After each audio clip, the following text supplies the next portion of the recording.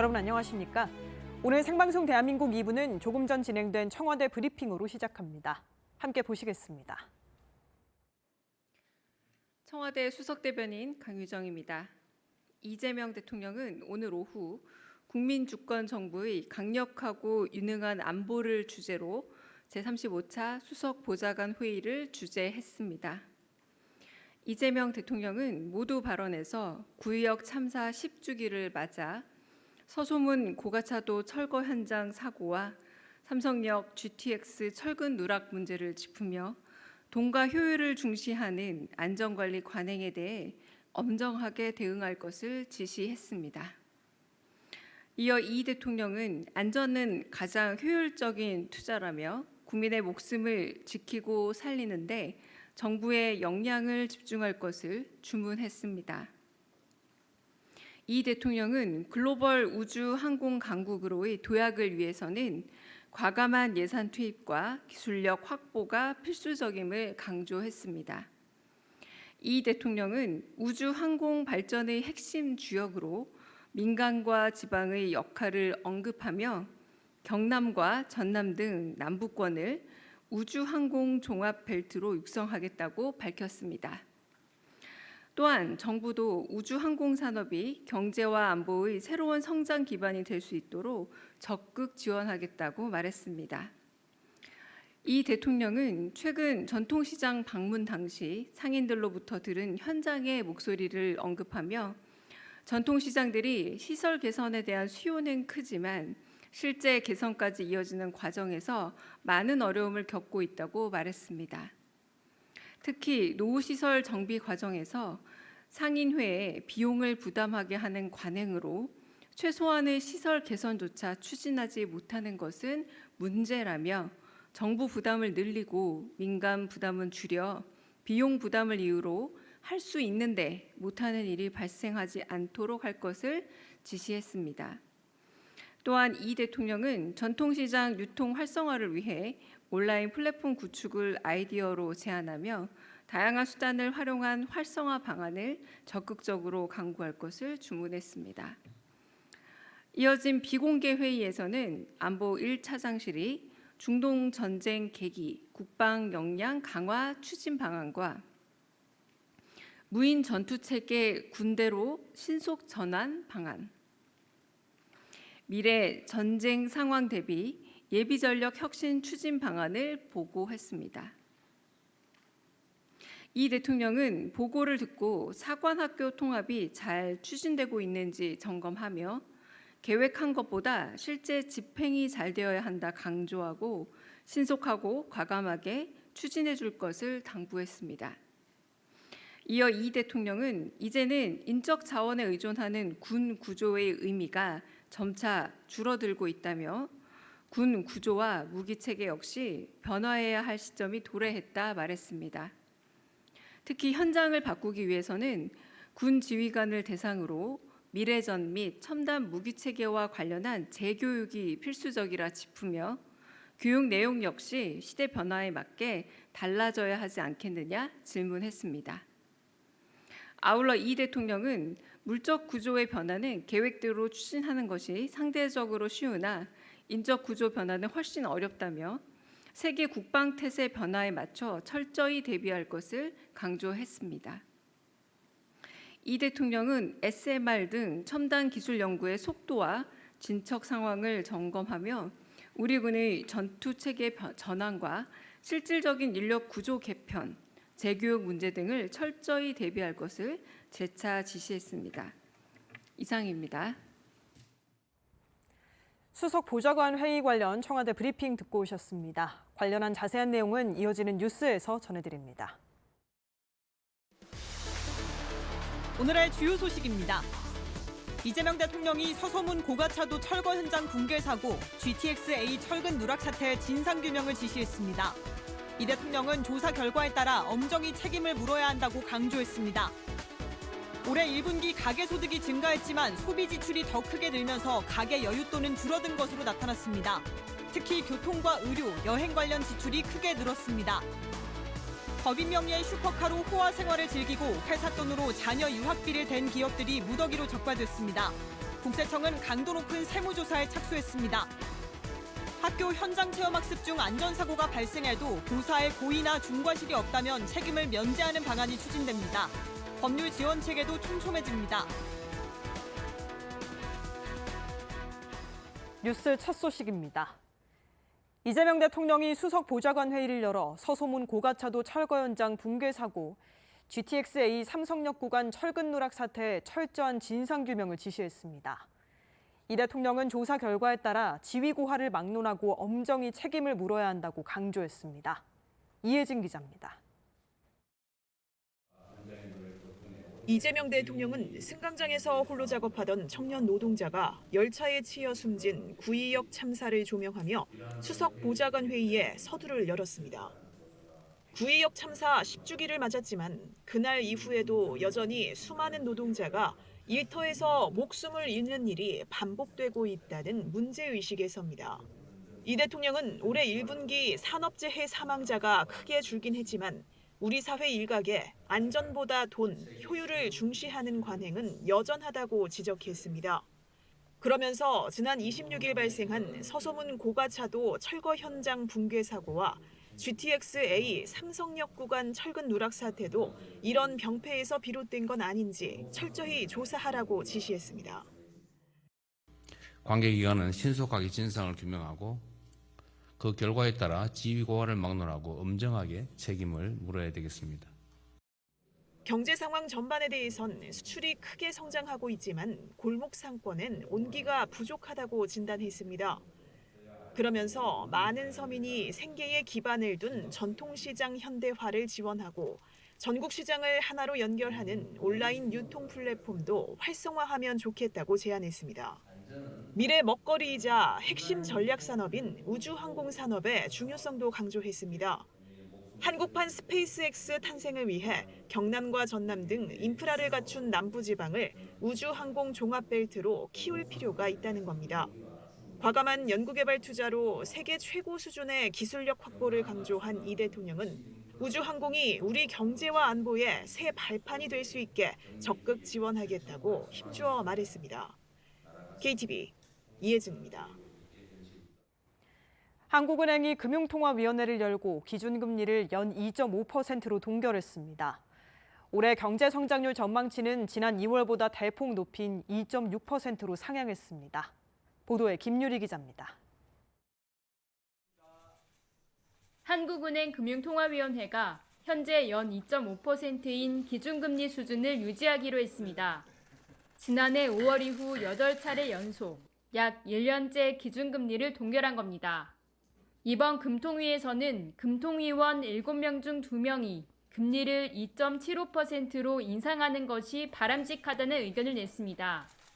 지난 4월 7명 전원이 만장일치로 기준금리 유지에 찬성했던 것과 비교하면 기조가 바뀐 셈입니다. 금통위는 중동사태 여파로 국제유가와 물가 상승 압력이 커졌지만 반도체 수출 호조로 국내 경기가 예상보다 강한 흐름을 보이고 있다고 진단했습니다. 중동사태 장기화에 따른 불확실성이 여전히 크다는 점에서 당분간 금리를 동결한 채 향후 경제 흐름을 지켜보겠다는 설명입니다. 중동 사태 전개 및 파급 영향과 관련한 불확실성이 여전히 높은 만큼 이번에는 기준금리를 현 수준에서 유지하면서 중동 사태의 추이와 성장, 물가에 미치는 영향을 좀 더 점검하는 것이 바람직하다고 판단하였습니다. 다만 금통위는 하반기 기준금리 인상 가능성도 드러냈습니다. 환율과 가계부채 등 금융 불안 요인이 이어지고 있다는 판단에서입니다. 환율 변동성, 수도권 주택가격 및 가계부채 리스크 등에 계속 유의할 필요가 있는 점을 고려할 때 향후 적절한 시기에 기준금리를 인상할 필요가 있다고 판단됩니다. 한은은 올해 경제 성장률 전망치를 기존 2%에서 2.6%로 높여 잡았습니다. 원자재 가격 상승 등에도 불구하고 반도체 경기가 좋고 추경이 있어 개선될 것으로 내다봤습니다. 물가 오름세는 국제 유가 상승 여파와 경기 회복에 따른 수요 증가 등으로 확대될 걸로 분석했습니다. 이에 따라 소비자 물가 상승률은 지난 2월 전망치 2.2%를 크게 웃도는 2.7%로 전망했습니다. KTV 김유리입니다. 올해 1분기 가계소득이 증가했지만 소비 지출이 더 크게 늘면서 가계 여윳돈은 오히려 줄어든 것으로 나타났습니다. 특히 교통과 의료, 여행 관련 지출이 크게 늘며 평균 소비 성향도 상승했습니다. 보도에 신국진 기자입니다.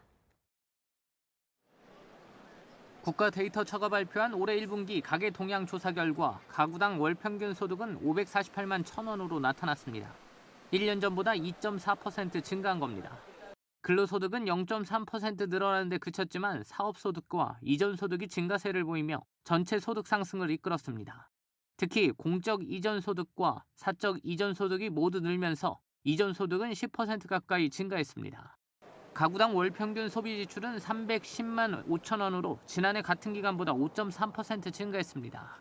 교통, 운송, 지출이 12.1% 늘며 가장 큰 증가폭을 보였고 오락문화와 보건 지출도 각각 12%, 10.4% 증가했습니다. 또한 여행과 의료, 자동차 관련 소비가 늘며 전반적인 지출 증가로 이어졌습니다. 외식과 숙박비를 포함한 음식 숙박 지출도 5% 넘게 늘었습니다. 반면 정규 교육과 기타 교육 지출이 줄어 전체 교육 지출은 2.9% 감소했습니다. 비소비 지출도 증가했습니다. 이자 비용과 사회보험료 부담이 커지면서 비소비 지출은 1.2% 늘어난 113만 7천 원으로 집계됐습니다. 자유롭게 쓸 수 있는 처분 가능 소득은 2.7% 증가에 그쳤고 소비 지출을 제외한 흑자액은 오히려 3.1% 감소했습니다. 평균 소비 성향은 71.5%로 1년 전보다 1.7%포인트 상승했습니다. 가구의 처분 가능 소득에서 소비 지출을 차감한 흑자액은 123만 9천 원으로 전년 동분기 대비 3.1% 감소하였고 처분 가능 소득 대비 소비 지출 비율인 평균 소비 성향은 71.5%로 전년 동분기 대비 1.7%포인트 상승하였습니다. 소득 하위 20%인 1분위 가구는 벌어들인 소득보다 더 많이 소비하는 상황도 이어졌습니다. 1분위 가구의 평균 소비 성향은 155.3%로 나타났습니다. 반면 5분위 고소득 가구는 소득과 소비 모두 증가했지만 상대적으로 안정적인 소비 흐름을 유지했습니다. KTV 신국진입니다. 법인 명의 슈퍼카로 호화 생활을 즐기고 회사 돈으로 자녀 유학비와 고급 주택 인테리어 비용까지 댄 기업들이 무더기로 적발됐습니다. 국세청은 일부 기업들이 법인을 사주 일가의 개인 금고처럼 이용했다며 강도 높은 세무조사에 착수했습니다. 보도에 이리나 기자입니다. 주차장에 즐비한 고가 차량들, 모두 연두색 번호판의 법인 명의로 된 고가 차량들입니다. 그동안 정부는 고가 법인차의 사적 사용을 막기 위해 여러 제도를 보완하고 8천만 원 이상의 법인 차량을 대상으로 연두색 번호판까지 도입했지만 오히려 부의 상징이라는 잘못된 인식으로 고가 차량 구매가 다시 늘고 있는 것으로 나타났습니다. 국세청은 일부 법인 명의 차량의 사적 사용 문제를 분석하는 과정에서 탈세 행위가 추가로 포착돼 대대적인 세무조사에 나섰습니다.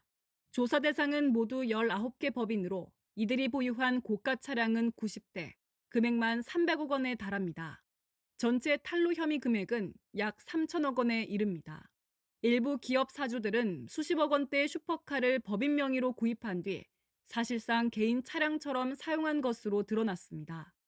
고가 슈퍼카 6대를 포함해 외제차 45대와 막대한 이익 잉여금을 보유하고 있으나 직원급여는 수년간 동결한 반면에 사주는 자신의 부를 과시하기 위해 고가 슈퍼카를 법인 자금으로 구매하여 업무와 무관하게 회사 내 전시용으로 사용하고 뿐만 아니라 일부 법인은 8천만 원 이상 법인차에 부착하는 연두색 번호판을 피하려고 차량 가격을 축소 신고한 이른바 다운계약 사례가 확인됐고 운행 기록부를 조작해 차량을 사주에게 무상으로 넘긴 뒤에도 법인 자산으로 허위 기재한 경우도 있었습니다. 법인 자금을 수억 원대 사주 일가의 자택 인테리어 비용으로 처리하고 특수관계 법인이 가상자산 채굴기를 취득하도록 약 200억 원을 무상 대여한 정황도 적발됐습니다. 법의 망을 피하려는 수법도 점점 교묘해지고 있습니다. 법인 자금을 해외 페이퍼 컴퍼니에 허위 광고비로 지급해 국외로 빼돌리고 미성년 자녀와 수백억 원대 빌딩을 공동 매입해 취득 자금을 증여하고도 신고하지 않는 등 사주 일가의 다양한 편법 증여 혐의도 무더기로 확인됐습니다. 조사 과정에서 매출 축소 또는 법인 자금 유출을 위해 차명 계좌 이용이나 증빙 조작 등 고의로 세금을 포탈한 행위가 확인되는 경우 조세범 처벌법에 따라 고발 조치하는 등 엄정하게 대처할 계획입니다. 국세청은 디지털 포렌식과 금융계좌 추적 등 가능한 모든 수단을 동원해 법인 자금 유출과 편법 증여 행위를 끝까지 추적할 방침입니다.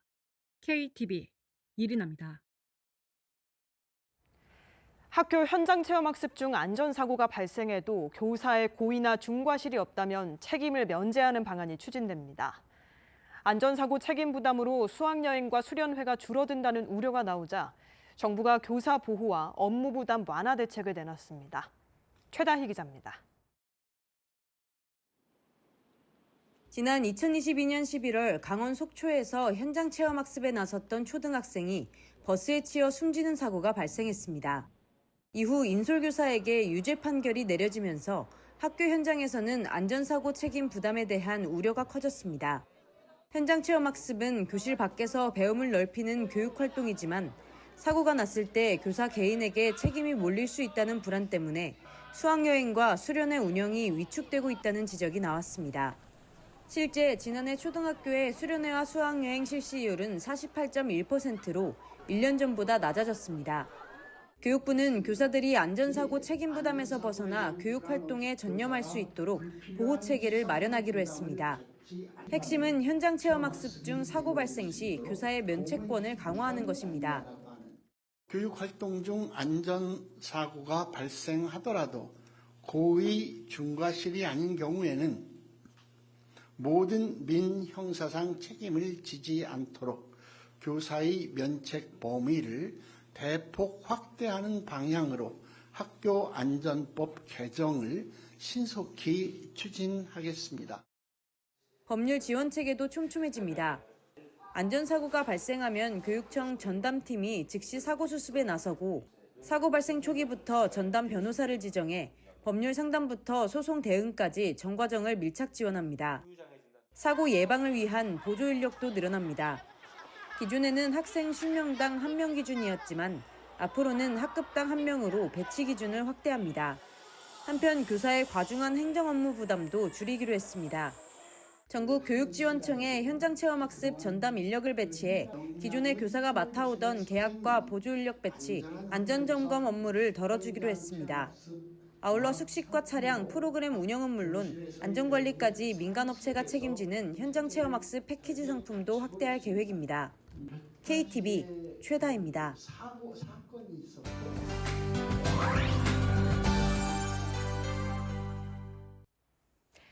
세계 소식을 한자리에 모아 전해드리는 글로벌 이슈 시간입니다.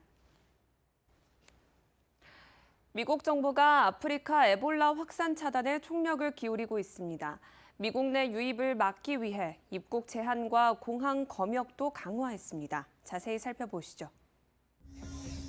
현재 시각 27일 마코 루비오 미국 국무장관은 콩고 민주공화국에서 확산 중인 에볼라가 미국에 유입돼선 안 된다며 강경한 입장을 밝혔습니다. 루비오 장관은 미 국무부와 질병통제예방센터, CDC 등이 현재 확산을 막기 위해 긴급 지원을 확대하고 있다고 전했는데요. 최근 CDC는 콩고 민주공화국과 우간다, 남수단 방문 이력이 있는 입국자에 대해 30일간 제한 조치를 시행했습니다. Something else that I know is concerning people because it's on the news is Ebola. Our number one obligation, we're involved in foreign policy, but even our foreign policy, the number one priority of our foreign policy is to protect the American people. We cannot and will not allow any cases of Ebola to enter the United States. And we feel like we've got good efforts in place to do that, and Americans should feel assured that the President and his administration is doing everything we can to protect them on that front. 이런 가운데 미국은 콩고 민주공화국 등 위험국가 방문객들을 지정 공항으로 입국하도록 하고 별도 검역 절차도 진행하고 있습니다. 다음 소식입니다. 베트남의 수도 하노이가 체감온도 50도에 육박하는 기록적인 폭염에 시달리고 있습니다. 전력 수요까지 급증하면서 일부 지역에서는 정전 피해도 이어졌는데요. 자세한 상황 확인해 보시죠. 현지 시각 27일 베트남 하노이에서는 낮 최고 기온이 41도까지 올랐습니다.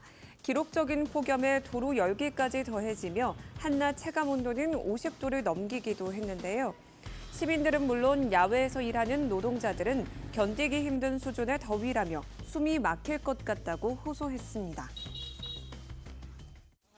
Em chạy ở ngoài đường từ 12 đến 14 tiếng.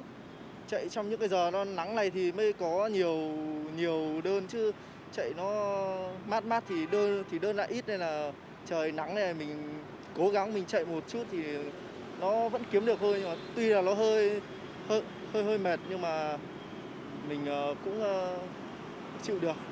Nắng suốt ngày uống nước không ăn uống được. Chỉ uống nước thôi em ạ. Nắng. Nhanh thì đang đợi mưa, bọn chị đang đợi mưa để hạ nhiệt bớt. 이런 가운데 폭염으로 전력 사용량도 급증하면서 하노이 일부 지역에서는 정전까지 더해져 밤잠을 설치는 시민들이 늘고 있습니다. 다음 소식입니다. 이라크 북부의 한 작은 박물관이 전쟁과 분쟁 속에서도 지역 기독교 문화유산을 지켜내고 있습니다. 한 여성 수집가의 오랜 노력이 담긴 공간이라는데요. 지금 만나보시죠. 이라크 북부 함다니아의 한 개인 박물관에서는 한 여성 수집가 가다 파시가 오랜 세월 모아온 지역 문화유산이 전시되고 있습니다. 박물관에는 기독교 유물을 비롯해 전통 생활용품 등 이라크의 역사를 보여주는 물건들이 보관돼 있는데요. 이 여성 수집가는 어린 시절부터 모아온 이 물건들이 후손들에게 이어질 소중한 유산이라며 이를 잘 지키고 싶다고 설명했습니다. وأنا هاي القطع يعني أعتبرها كنز أجدادنا خلوه هذا الموروث لنا حتى نحافظ عليه. يعني احنا بدنا نحافظ على هاي القطع راح يجون الأجيال اللي ورانا راح هم يحافظون عليها ويبقى التراث تراث حي. موجود كثير من التراث المسيحي القديم، احنا نحب نطلع دائما، انا اطلع بالاماكن الموجوده بالموصل، فافترضت اكثر من اماكن تراثيه موجوده واشياء اثريه وانتيكات موجوده بالموصل. 한편 이 지역은 지난 2017년 극단주의 무장 세력 IS와의 전투로 큰 피해를 입기도 했는데요. 전쟁 속에서도 남겨진 문화유산을 지켜내기 위한 노력이 이어지고 있습니다. 마지막 소식입니다. 호주 시드니의 대표 야간 축제 비비드 페스티벌이 화려한 빛의 향연과 함께 막을 올렸습니다. 오페라 하우스를 비롯한 도시 곳곳이 대형 미디어 아트로 물들었는데요. 함께 만나보시죠. 호주 시드니에서 연례 빛축제 비비드 페스티벌이 개막했습니다. 시드니 오페라 하우스 외벽에는 물고기와 해파리, 새 등을 형상화한 대형 영상 작품이 투사됐는데요. 현대 미술관과 세관 건물 등 주요 명소들도 형형색색의 미디어 아트 작품으로 꾸며지며 도시 전체가 빛으로 물들었습니다. First night, opening night, the weather could have been nicer, but it's very good. It's good to see there's a lot of people come out considering that the weather's here. I'm sure it brings a lot of people to Sydney. I've seen it many times before and it's always nice to come back and see it again. Yeah, it's been incredible. There are lots of new lights this year, which is really awesome. We just went through the tunnel over there, which was absolutely incredible. And yeah, I just love Vivid every year, but this year it's on another level. 한편 22일부터 시작된 올해 시드니 비비드 페스티벌은 오는 6월 13일까지 이어질 예정입니다. 지금까지 글로벌 핫 이슈 전해드렸습니다.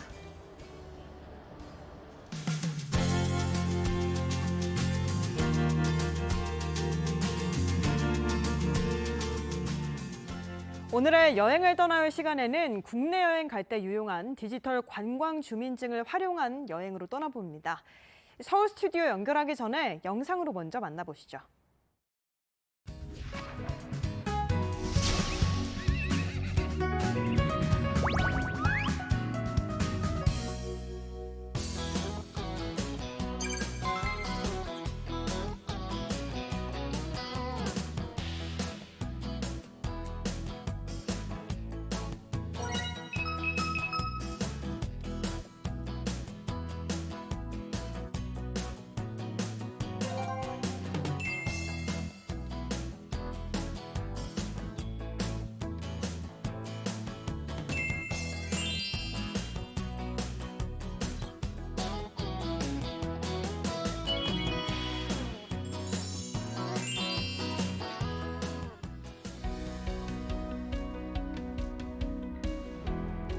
국내 여행을 떠날 때 숙박업소와 음식점에서 다양한 할인 혜택을 받을 수 있는 디지털 관광주민증을 이용할 수 있는데요. 오늘은 디지털 관광주민증 할인 행사에 동참하는 지역들로 떠나보겠습니다. 윤재근 여행 작가와 함께 만나보시죠. 작가님 안녕하세요. 네, 안녕하세요. 네, 오늘의 여행 주제 바로 디지털 관광주민증에 참여하는 지역으로 가보겠습니다. 예. 먼저 작가님께서는 혹시 알뜰한 여행을 위해서 나는 여기까지 아껴봤다라는 경험담이 있으실까요? 예, 아무래도 저희는 매주 여행을 다니다 보니까 교통비나 관광지 입장료 같은 경비를 줄이는데 무척 관심이 많습니다. 네.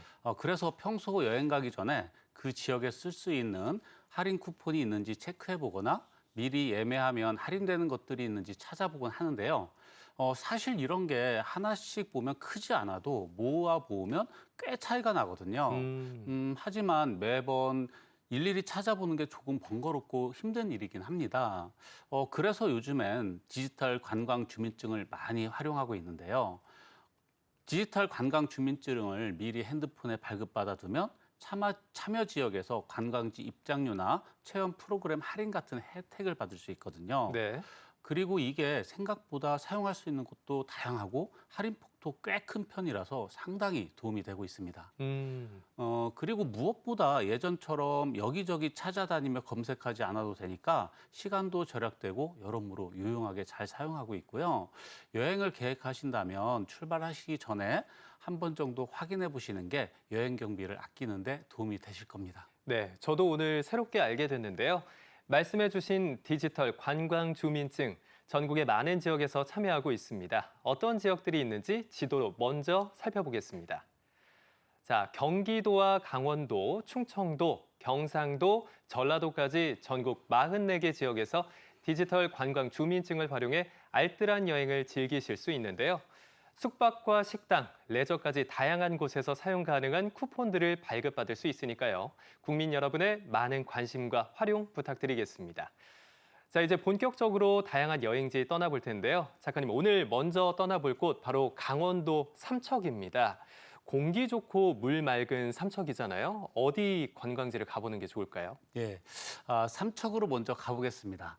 삼척은 해안을 따라 천천히 드라이브하면서 여행하기에 정말 좋은 곳입니다. 차로 이동하다가 마음에 드는 곳이 있으면 잠시 내려서 풍경을 보며 쉬어가면서 여행하기에 정말 잘 어울리는 곳인데요. 네.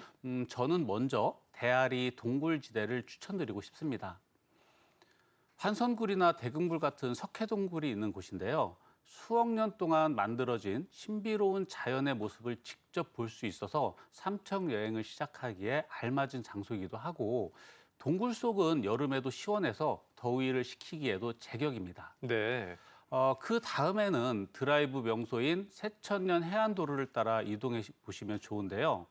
삼척 해수욕장에서 삼척항까지 이어지는 길인데 해안선을 따라 굽이굽이 나 있는 도로 바로 옆으로 동해 바다가 펼쳐져 있어서 드라이브 자체만으로도 굉장히 힐링이 되는 곳입니다. 네, 드라이브 하다가 혹시 잠깐 멈춰서 구경할 만한 곳이 있을까요? 예, 말씀 잘해주셨는데요. 차를 몰고 가면서 중간중간 차를 잠시 세우고 쉬어가기 좋은 포인트들도 정말 많은데요. 특히나 최근에 새롭게 조성된 스카이워크와 전망시설이 있어서 탁 트인 동해 바다 풍경을 한눈에 감상하기에도 좋습니다.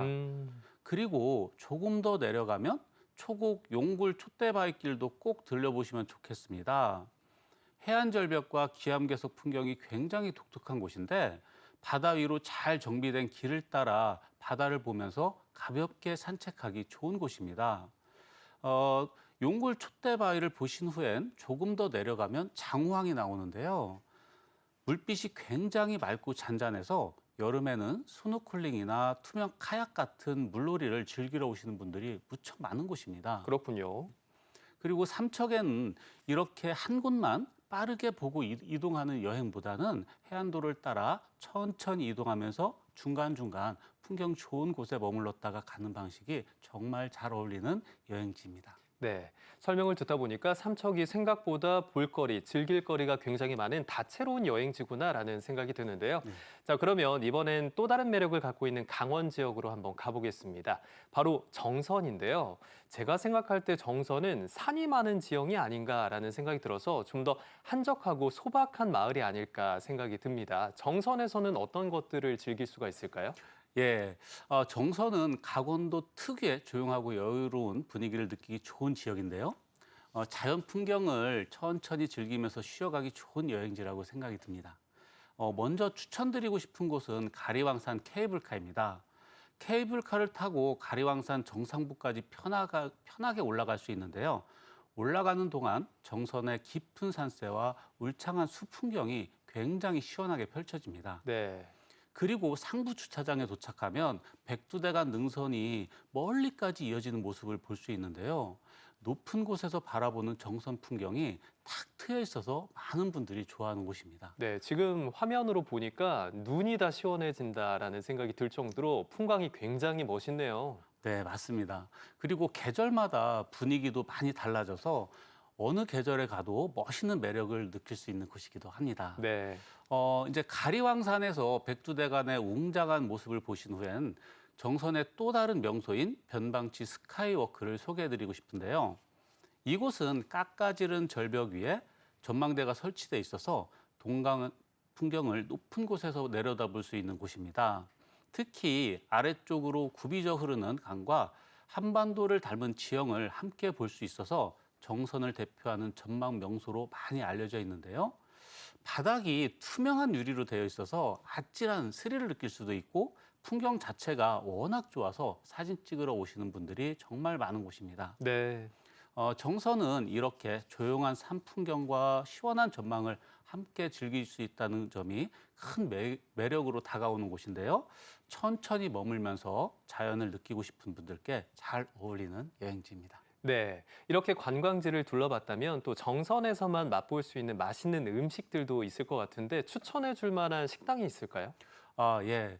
정선은 뭐 특별한 식당이라기보다 그 자체, 그러니까 정선에 가시면 정선 아리랑 시장이라는 곳이 있는데요. 네. 그 지역이 전부 다 맛집이라고 보시면 됩니다. 그렇군요. 네. 시장 분위기가 굉장히 정겹고 지역 음식들도 다양하게 맛볼 수 있는 곳인데 그중에서도 정선을 대표하는 음식으로 많이 알려진 게 바로 메밀전병입니다. 오, 맛있겠네요. 예. 메밀 반죽을 얇게 붙여서 안에 김치소를 넣고 말아내는데요. 메밀 특유의 구수한 맛과 김치의 맛이 잘 어우러져서 정말 맛있게 먹었던 기억이 있습니다. 그리고 메밀전병과 함께 많이 드시는 음식이 바로 콧등치기 국수인데요. 이름도 굉장히 재미있죠. 네. 면발이 쫄깃하고 탄력이 있어서 국수를 입안으로 후루룩 빨아들일 때 콧등을 탁 친다고 해서 붙여진 이름이라고 합니다. 그 정도로 탄력이 있군요. 예, 메밀로 만든 굵은 면에 시원하고 구수한 국물이 어우러져 있는데 여행하다가 한 그릇 먹으면 속도 편안하고 든든한 느낌이 들어서 개인적으로도 추천드리고 싶은 음식입니다. 정선은 이렇게 소박하고 정겨운 먹거리들이 많아서 시장 골목을 천천히 걸으면서 지역 분위기를 함께 느껴보시는 것도 좋은 여행 코스가 될 것 같습니다. 네, 소개해 주신 음식들을 보니까 자연을 내 입안에 넣을 수 있겠구나라는 생각도 드는데요. 자, 이렇게 강원 지역을 돌아봤다면 이번에는 충청도로 한번 가보겠습니다. 바로 충북 단양인데요. 요즘 정말 여행지로 인기 있는 곳이죠. 단양에서는 어딜 가야 할까요? 네, 단양은 남한강 풍경을 따라 전망 명소나 액티비티를 즐길 수 있고 먹거리까지 다양하게 즐길 수 있는 여행지인데요. 이동 동선도 좋은 편이라 하루나 1박 2일 코스로 많이 찾는 곳입니다. 최근 단양에서 가장 관심을 많이 받고 있는 곳을 꼽으라면 저는 시루섬 출렁다리를 말씀드리고 싶은데요. 남한강 위를 가로지르는 출렁다리인데 다리 위에 올라가면 강바람도 굉장히 시원하고 단양의 산세와 강 풍경이 한눈에 펼쳐져서 많은 분들이 찾고 계십니다.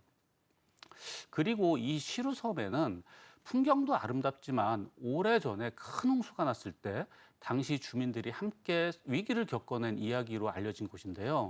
그래서 지금도 기적의 섬이라고 기억하시는 분들도 많은 곳입니다. 네. 그런 의미가 있는 장소를 이제는 출렁다리를 통해 걸어서 둘러볼 수 있게 된 거죠. 최근 임시 개통 이후에 방문객들도 많이 늘었다고 하는데요. 현재는 6월 말까지 주말에만 운영 중이고 7월부터 정식 개장과 함께 상시 운영에 들어갈 예정이라고 합니다. 출렁다리를 건넌 후엔 단양의 대표적인 랜드마크인 만천하 스카이워크로 가시면 좋습니다. 전망대에 올라가면 남한강과 단양 시내 풍경이 시원하게 펼쳐지는데요.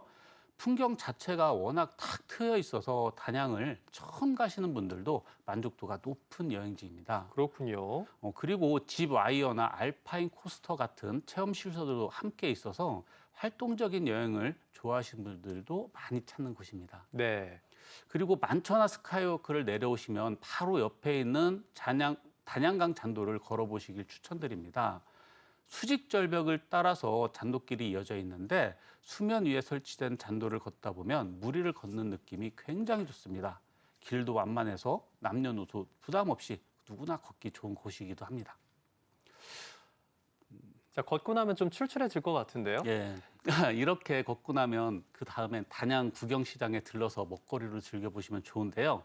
단양은 마늘이 유명하다 보니까 마늘 떡갈비나 마늘 닭강정 같은 음식들을 쉽게 만나볼 수 있고 시장 분위기도 정겨워서 여행 중간에 쉬어가기 좋은 장소입니다. 네. 그리고 마지막으로 단양을 대표하는 풍경인 도담산봉도 꼭 추천드리고 싶습니다. 남한강 위로 세 개의 봉우리가 솟아있는 모습이 굉장히 인상적이고 단양 특유의 차분하고 고즈넉한 분위기를 느끼기 좋은 장소입니다. 네.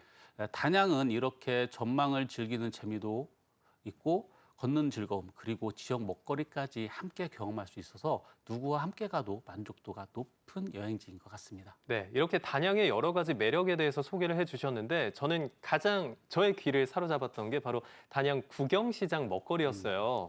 이것만큼은 꼭 방문한 김에 드셔봐야 한다. 추천해 줄 만한 음식이 있다면요? 예, 단양에 가시면 먼저 꼭 한번 드셔보시라 추천드리고 싶은 음식이 바로 올갱이 해장국입니다. 올갱이 해장국이요? 네. 올갱이는 다슬기의 충청도 사투리인데요. 된장 베이스 국물에 아욱과 부추를 넣고 끓여내는데 굉장히 국물이 시원하고 속을 편안하게 해줘서 여행 중에 식사로도 좋고 특히 아침 식사로 드시면 정말 좋습니다. 네. 그리고 단양하면 빼놓을 수 없는 음식이 바로 마늘 떡갈비입니다. 맛있겠네요. 네. 단양이 마늘로 유명한 지역이다 보니까 마늘을 활용한 음식이 정말 다양하거든요. 그중에서도 마늘 떡갈비는 달콤한 양념에 마늘 향이 은은하게 어우러져서 여행객들의 인기가 매우 좋은 음식입니다. 이렇게 단양은 남한강 풍경도 좋지만 지역색이 담긴 음식들도 함께 즐길 수 있다는 점이 큰 매력인데 현지 음식까지 같이 경험해 보시면 단양에 훨씬 더 깊은 맛을 느낄 수 있을 겁니다. 네, 이렇게 단양의 맛있는 먹거리들까지 함께 소개해 주셨는데 또 맛의 고장 하면 우리가 전라도를 빼놓고 이야기할 수 없겠죠. 이번에는 호남 지역으로 내려가 보겠습니다. 바로 전라북도 임실인데요. 임실에선 어떤 관광지를 만나볼 수 있을까요? 네, 임실 여행에서 먼저 추천드리고 싶은 곳은 옥정호 붕어섬입니다. 붕어섬은 옥정호 한가운데 있는 작은 섬인데 섬 모양이 붕어를 닮았다고 해서 이런 이름이 붙었다고 합니다. 이름이 귀엽네요. 네, 예전에는 배를 타고 들어가야 했지만 지금은 출렁다리가 연결돼서 걸어서 편하게 둘러볼 수 있게 됐는데요.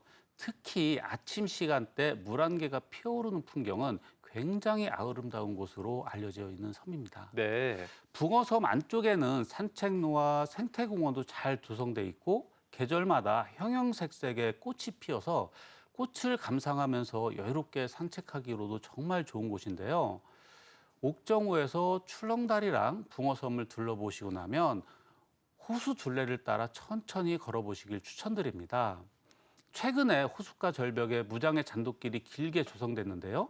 경사가 거의 없어서 부모님 모시고 걷기에도 부담이 없고 중간중간 나무 그늘이나 쉴 수 있는 공간들도 잘 마련돼 있어서 여름철에도 비교적 편안하게 산책할 수 있는 곳입니다. 네, 임실하면 또 치즈를 빼놓을 수 없는데 혹시 관련된 여행지가 있을까요? 네, 맞습니다. 임실하면 또 빼놓기 힘든 곳이 임실 치즈 테마파크인데요.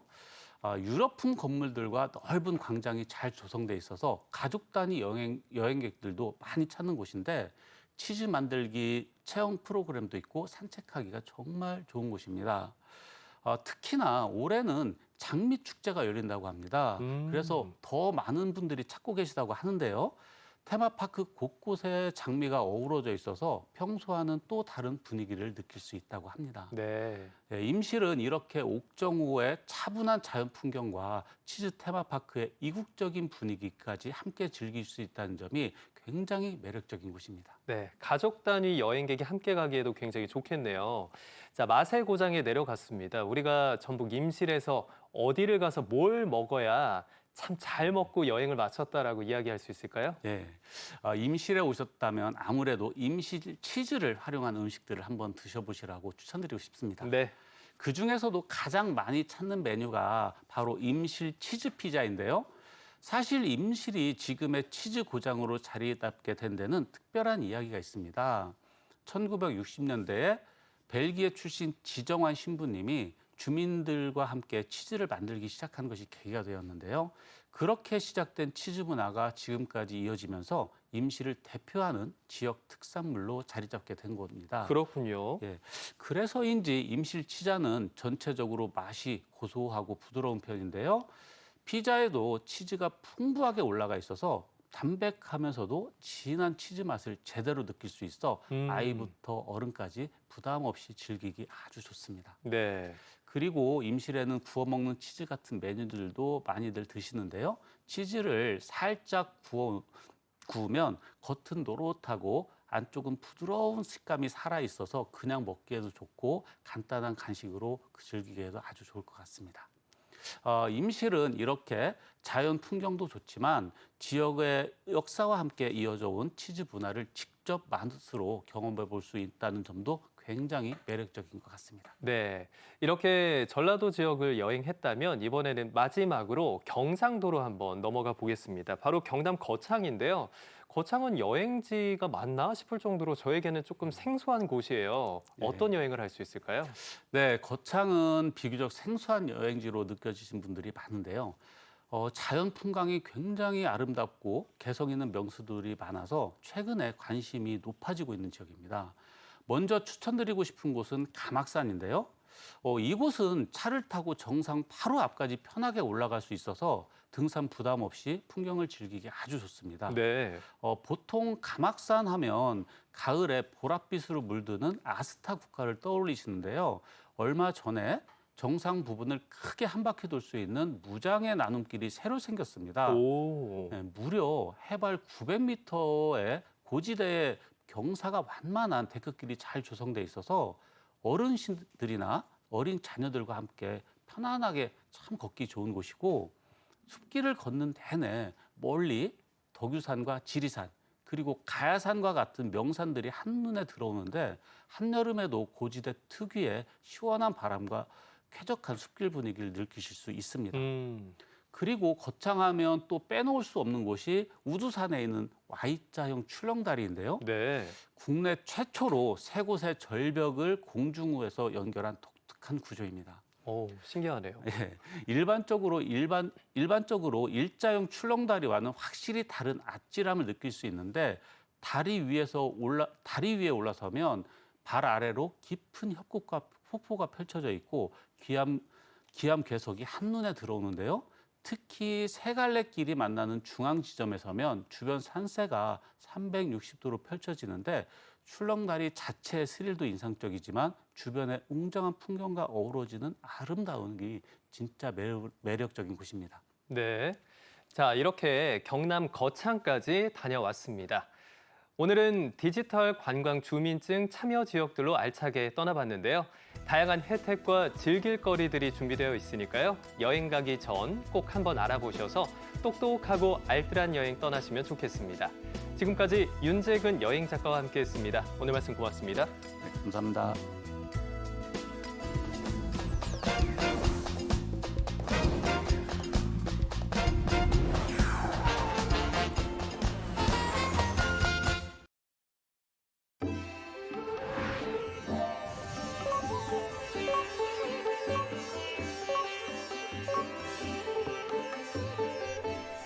지난 4월 이재명 대통령이 인도를 국빈 방문했습니다. 우리 정상으로서는 8년 만의 국빈 방문으로 양국이 함께 나아갈 미래 협력 기반을 마련했다는 평가가 나오고 있는데요.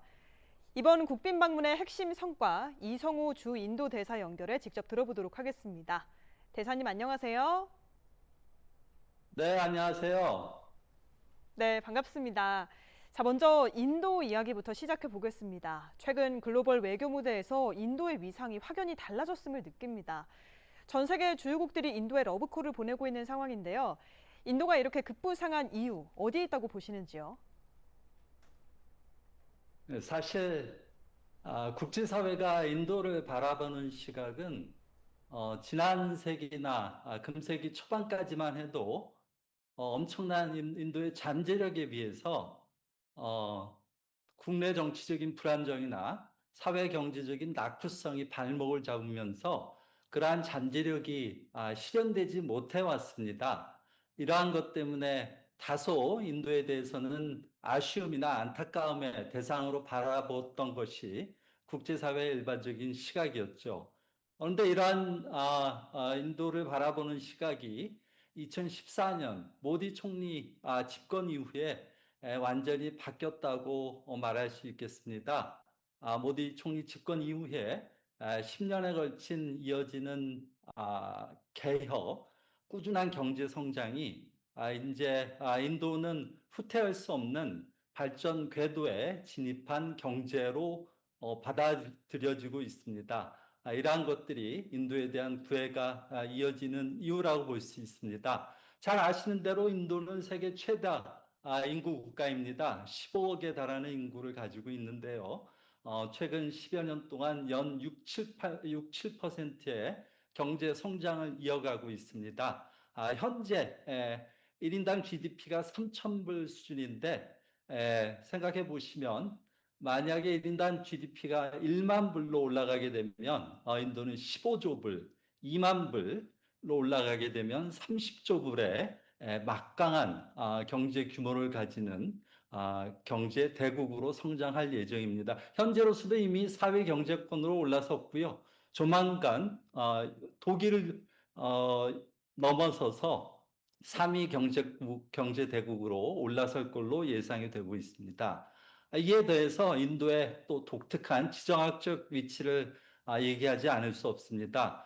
인도는 세계 최다 민주주의를 기반으로 해서 서구와 매우 친밀한 관계를 유지하고 있습니다. 이와 더불어서 인도는 러시아, 중국, 이란, 이스라엘 또 다른 진영과도 공히 언제나 소통이 가능한 전략적인 유연성을 유지해 왔습니다. 브릭스로 대표되는 글로벌 사우스를 대표하는 대표 국가로 이미 자리매김을 했습니다. 덧붙여서 인도에 3,500만에 달하는 해외 인도인 디아스포라를 언급하지 않을 수 없을 것 같습니다.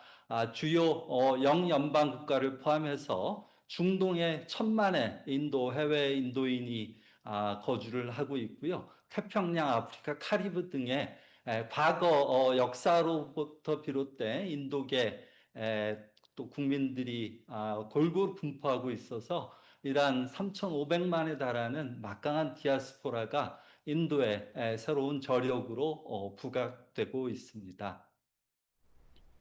네. 전 세계뿐만이 아니고 우리에게도 인도는 중요한 파트너이기 때문에 8년 만에 성사된 이번 국빈 방문에 쏠린 관심이 무척 뜨거웠습니다. 특히 인도 정부가 국빈 만찬에 이례적으로 우리 경제인들을 초청하는 등 파격적인 환대를 선보였는데요. 대사님께서 직접 느끼신 현지 정부와 언론의 실제 반응은 어땠나요? 네, 이렇게 요약해서 말씀을 드리면 최고의 환대 그리고 엄청난 기대감이라고 이렇게 말씀드릴 수가 있겠는데요. 방금 말씀해 주신 대로 8년 만에 국빈 방문이었습니다. 이러한 시간적인 요인도 있었고 최근 그 사이에 현격하게 제고된 한국 경제, 기술에 대한 국제사회의 위상, 거기에 더해서 어려움을 극복하고 최고 지도자에 오른 두 정상 간의 각별한 개인적인 케미스트리가 이번 만남을 더욱더 특별하게 했다고 볼 수 있습니다. 특히 인도는 지난 90년대 중반부터 현대, 삼성, LG, 우리 자동차 또 가전 기업들이 인도에 진출을 해서 매우 성공적으로 자리를 잡았고 지금은 국민 브랜드로 이미 자리매김을 했습니다.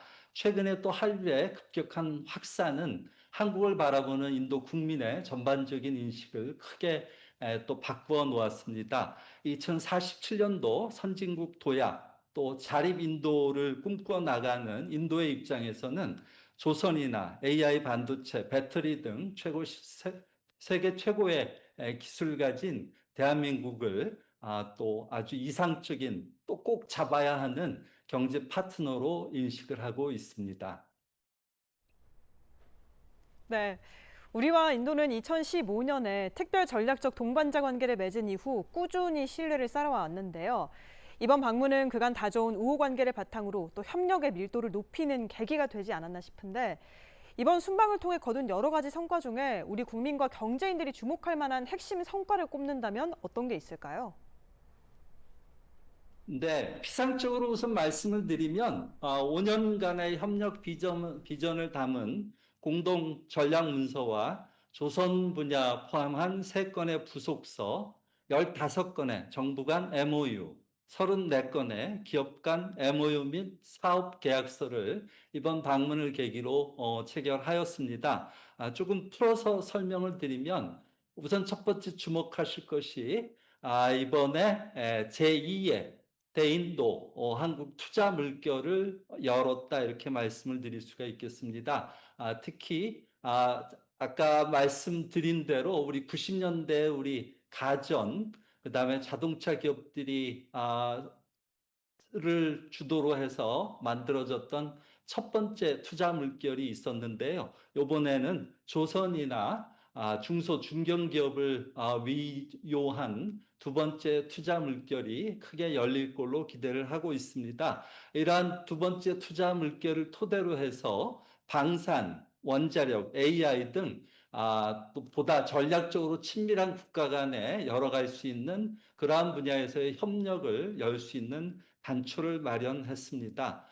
이러한 경제적인 분야에서의 또 협력 제고와 더불어서 대학 간에 또 예술 문화 간에 문화계 간에 또 인적 교류를 확대할 수 있는 people to people 또 인적 교류에 대한 여러 가지 합의를 담았습니다. 마지막으로 또 양자 간의 한인도 양자 간의 여러 협력을 토대로 해서 다자문대 무대에서 같이 활동하고 같이 협조해 나갈 수 있는 글로벌한 또 의제의 다양화로 이번 협력의 또 양과 질을 넓혔다 볼 수 있겠습니다. 한마디로 요약해서 말씀을 드리면 특별 전략적 동반자 관계의 2.0 시대를 활짝 열었다 이렇게 이해하시면 될 것 같습니다.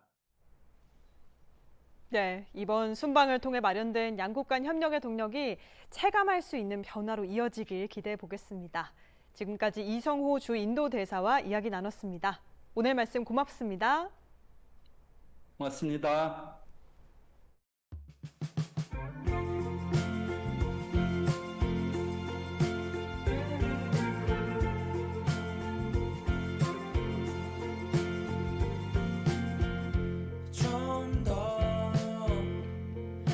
사랑해줘요.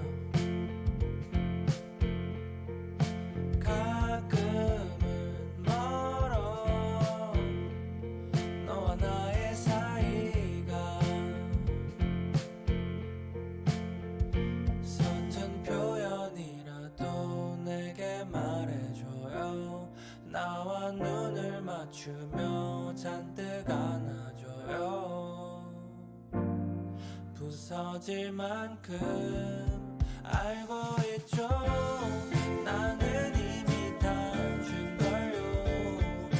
가끔은 좀 불안해요. 처음이에요. 숨을 못 쉬어도 좋을 만큼 빠졌어요. 날 구해줘요.